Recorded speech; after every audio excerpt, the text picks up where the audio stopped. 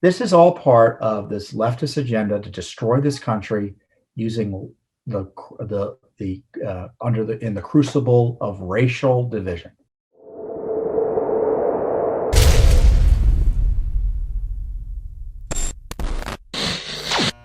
So another major issue for the anti-American left is this idea of reparations. And the theory is that because we had slavery in the United States that ended during and after the Civil War, that the descendants of slaves should get some reparations of some type, typically taxpayer-funded reparations.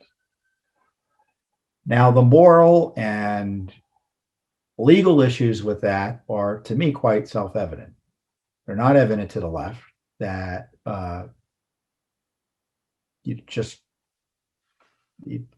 first of all, the Democratic Party, and I don't want to be partisan here, but the Democratic Party has been pushing this as well.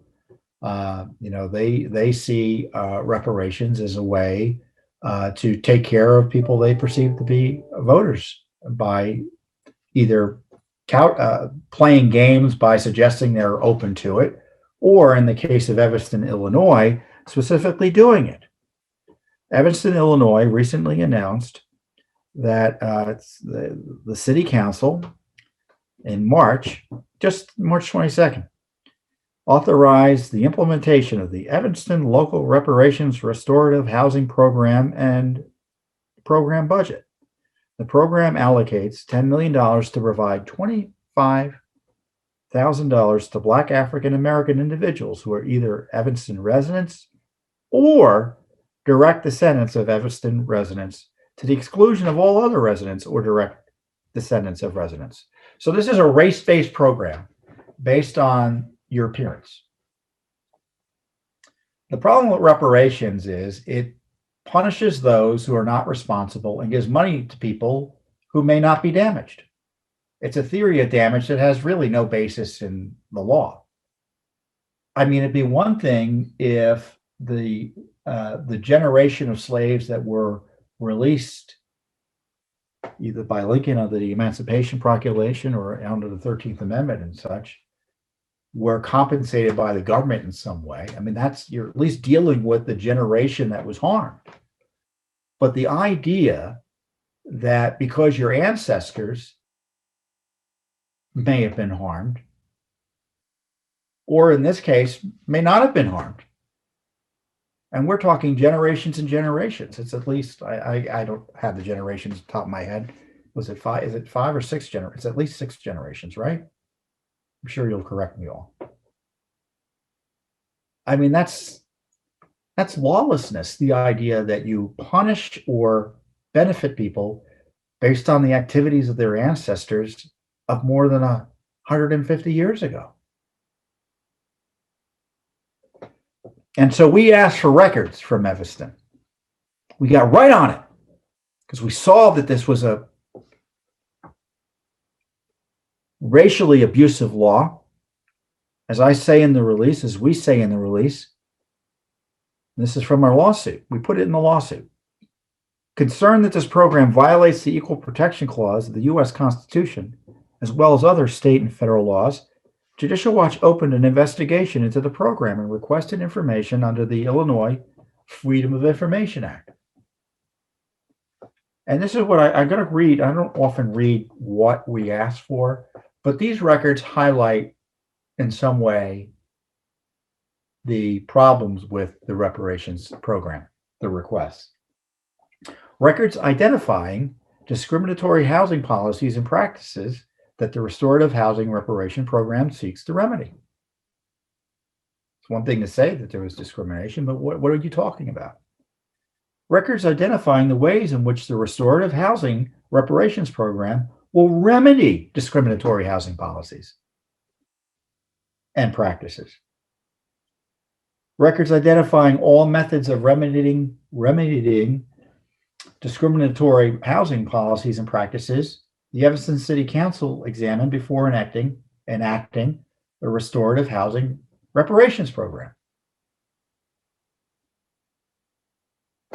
Records identifying all reasons why the Evanston City Council enacted the Restorative Reparations Program instead of any alternative method of remedying discriminatory housing policies and practices.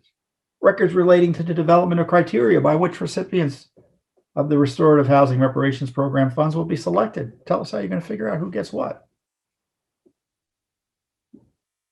Records identifying the ways in which providing Restorative Housing Reparation Programs funds to the selected recipients will remedy discriminatory housing policies and practices. I mean, that's one of the interesting issues about reparations. Is one payment enough? How does that fix the legacy of racism, if that's what they're truly concerned about? The equivalent of a stimulus check? What is it? How much money is it? And is it ever going to be enough money? Taking their concerns at face value.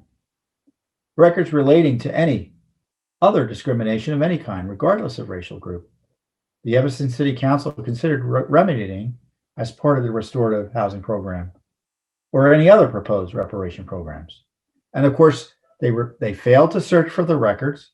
They didn't provide the requested records, which I think is interesting. So we sued. And as I said, a government program that provides taxpayer money to individuals based on race plainly violates the law. Plainly. The city of Evanston is unlawfully hiding records about its extremist reparations program. This isn't regular politics, folks. This is extremism. Dangerous extremism that will spend tax dollars in a racially discriminatory manner. So do you support reparations? Do you think it's a good idea? Do you think your children and your children's children should pay for the sins of their fathers? Assuming their fathers were even involved?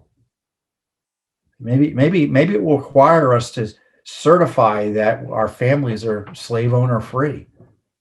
But of course, the left doesn't believe any of that.